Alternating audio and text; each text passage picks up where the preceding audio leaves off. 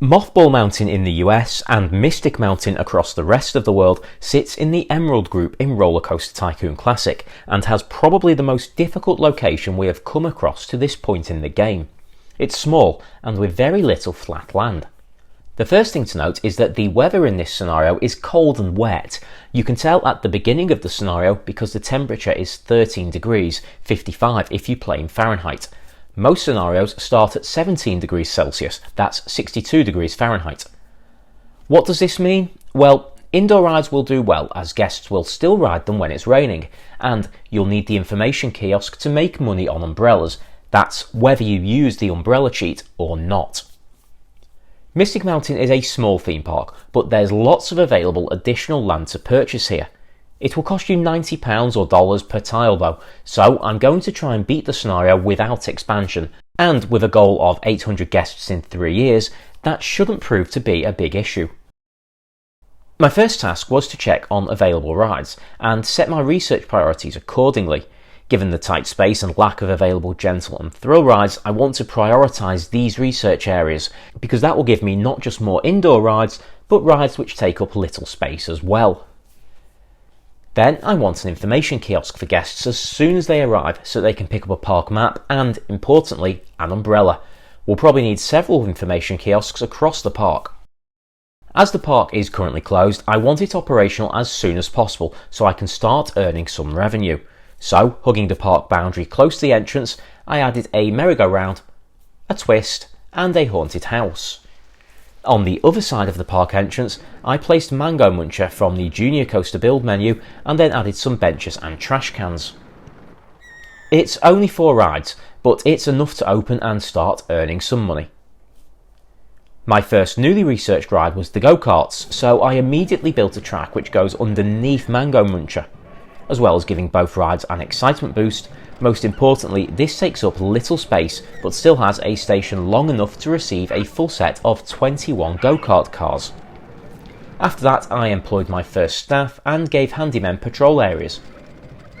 After the first lap is complete, stats of over 4 excitement are now returned for my simple go-kart track, and Ferris wheel is now available too, so that will fit in nicely in front of go-karts. I'm still taking care to ensure I don't waste any space at all. Now, the umbrella cheat. It's known as a cheat, but it isn't really, though I still don't use it much. It basically means that in rain, guests will pay up to £20, dollars, euros or whatever your currency is for an umbrella. They won't pay that when it doesn't rain, but in wet climates like this, every guest will still end up with a brolly. I usually charge £3.50 in a normal park, but this time I'll set it at £6. I like to play a realistic game, but the more I think about it, the more £20 would be a normal charge for an umbrella at a theme park these days anyway. Though that probably wasn't the case back in 1999, and in parks where guests won't pay more than a couple of pounds or dollars for a burger, charging £20 for an umbrella seems out of balance with the game. But most players employ this ability to generate revenue, and who can blame them? I should start doing it more often really. Back to the game, and as I approach the end of the first year, we already have almost 500 guests. I've already built a short reverse launched looping coaster which I'll showcase shortly, and now I'm building an underground coaster. Why? Well, it's got 2 huge benefits for this park. 1, by being mainly underground, guests will ride it during the rain.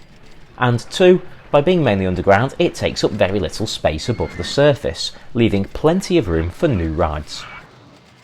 I'm building a mini roller coaster as that can achieve decent stats without needing huge drops, although there is up to 20 units of underground height here, even without expanding the park into the taller hills.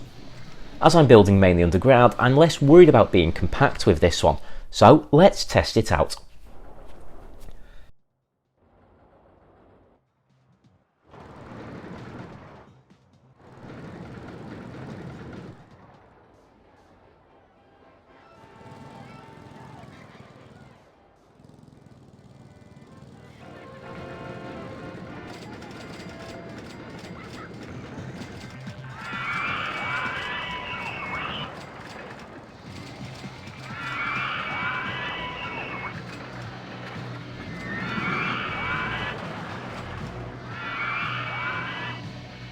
Okay, so it's a bit slow at the end there, but the lift hill will take guests back to the station, and I've left all of my above ground land intact.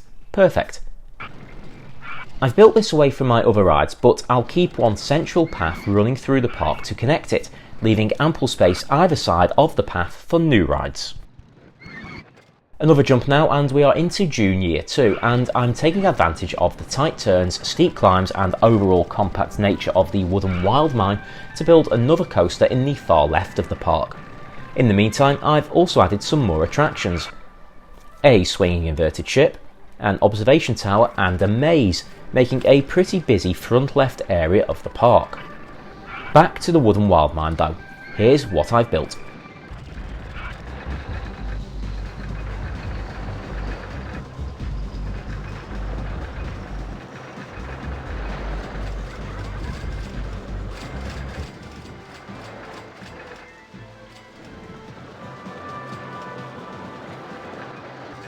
Ah, damn, that's way too extreme. Let's reduce the height of that initial drop, and as it's just become available, I'll quickly add a motion simulator into a gap I have in front of the wooden wild mine. In the meantime, I've retested that wooden wild mine and, yep, problem solved. The slower speed generated at that first drop has brought the intensity back down to very high, and in turn raised excitement to almost 7. And here is how the rest of the area is looking.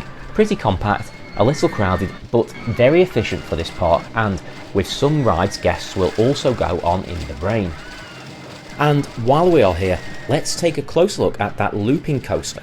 It's a reverse incline launch coaster, which takes up little space, was cheap to build, and comes with some decent stats. Over 6 on excitement and intensity, and just 2.97 for nausea.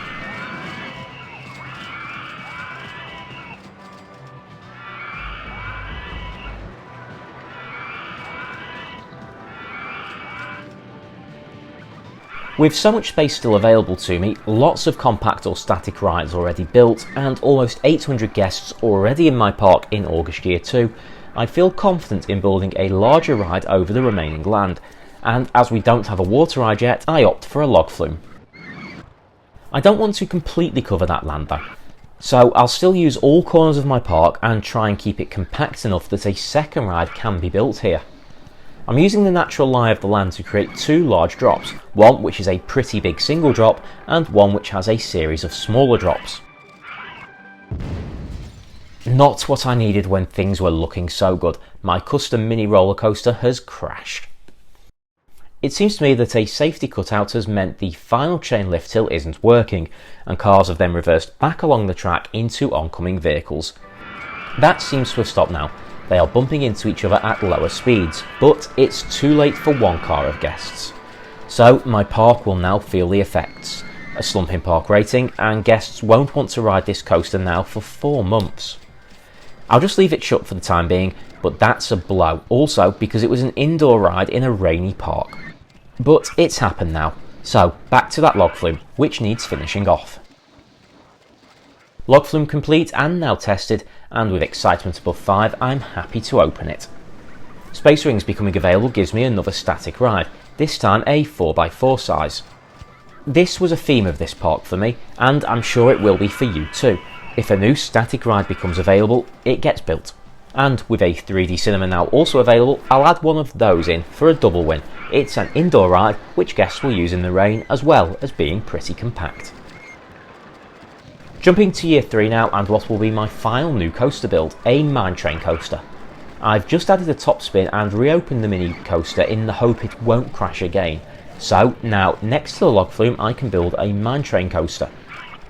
It might not be the tidiest build. I'll need to work this coaster into the remaining space, but with a mixture of underground, above water and track sections going close to the other rides, I'm confident this will return some good stats. Let's try it out.